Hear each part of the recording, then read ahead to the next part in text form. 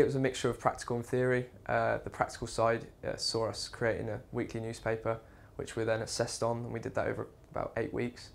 And theory-wise, we learned all sorts from shorthand to law to news writing skills and public admin and all sorts, so it covered all the bases.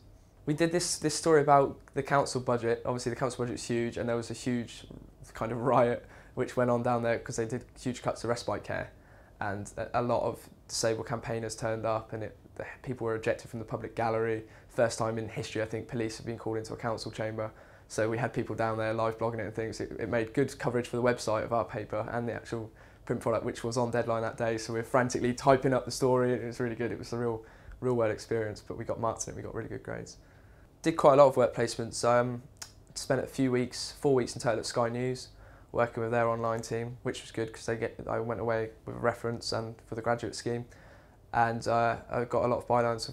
Got sent to cover the Julian Assange court case, sent to cover the student tuition fee riots, so that was good. And I spent a couple of weeks at the Sun newspaper, which then led to opportunities where they started paying me for freelance sport work, which then eventually led to being taken on as a trainee journalist, which worked quite nicely.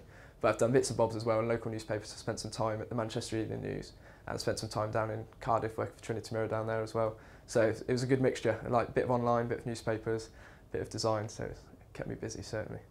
I love Preston. People call it Preston, but I like it. I think it's really good. It's similar to where I'm from back home in Reading, and I tried to spend as much of my time in Preston, kind of exploring bits off the beaten track.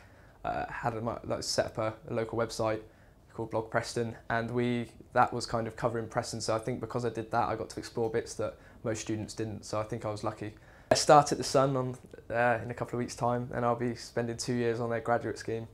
I'll spend 3 months on each section, so I'll be working on the likes of show business, news, sport, picture desk.